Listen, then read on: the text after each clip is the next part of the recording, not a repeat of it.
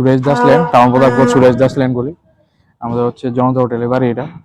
সবচেয়ে সবাই চেনে আমাদের এই বাড়ি, মানে গলিতে রিনাউন্ড ফ্যামিলি আমরা। জনতা হোটেল, শ্রীনিকেতন, নীলকমল, লোকনাথ পোশাকালয়, আমরা চার ভাই মিলে থাকি আর কি। দাদু আমার, দাদু আমার।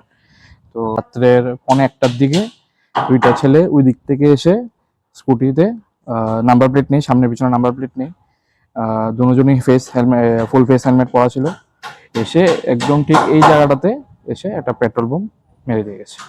মেরে দিয়ে ওরা সোজা চলে গেছে। তারপর আমরা পরের দিনই সকালবেলা পুলিশকে জানিয়েছি। পুলিশ এসেছে, গুলবাজার আউটপোস্ট থেকে এসেছে, মোটর স্ট্যান্ডের পূর্ব থানার থেকে এসেছে। এসে লিখে টিকে ছবি টবি তুলে নিয়ে গেছে। আমরা এফআইআরও করা হয়েছে। এখনো পর্যন্ত কোনো আপডেট আর আমরা পাই। এখন জিনিসটা তো এখন আমাদের এখানে হয়েছে, এখনো পর্যন্ত আর অন্য গানে হয়নি। হতে পারে আর হতেও পারে। আমি এখন বলবো কি, সবাই বাড়িতে এখন সিসিটিভি লাগানো দরকার। কেন আমরা সিসিটিভি দুনো সাইডে লাগানো আছে বলে আমরা ফুটেজটা পেয়েছি। আর যদি নাম্বার থাকতো তো সবার আগে ধরতে পারলাম বলে ওদেরকে।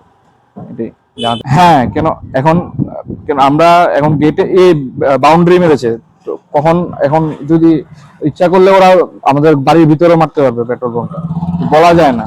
তো এখন খুবই এখন রিস্কি এখন এসব। না, কেন আমরা কারোর উপরে তো সন্দেহ এখন যাচ্ছে না, এরকম কারোর উপর আমরা সন্দেহ করছি না এরকম এখন পর্যন্ত।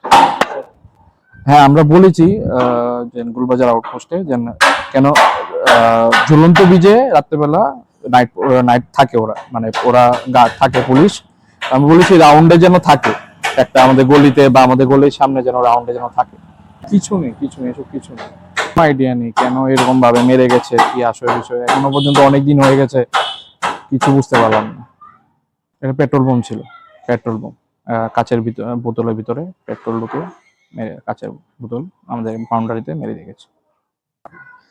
হ্যাঁ, ফার্স্টে যখন ফুটেজটা যখন আমি দেখেছি, দেখার পর তো ভীষণ একটা আতঙ্ক একটা বাড়ির ভিতরে সৃষ্টি হয়ে গেছে। সৃষ্টি হওয়ার পর সবাই একটু আতঙ্কে আছে এখন। এমনকি এখন আরো বাড়ির আরো সিকিউরিটি বাড়িয়েছে, আরো 1-2টা নতুন সিসিটিভি ক্যামেরা লাগানো হয়েছে, যেন আরো এসব কিছু হলে ইন ফিউচার যদি এসব কিছু হয় সঙ্গে সঙ্গে যেন ওদেরকে ধরা যায়।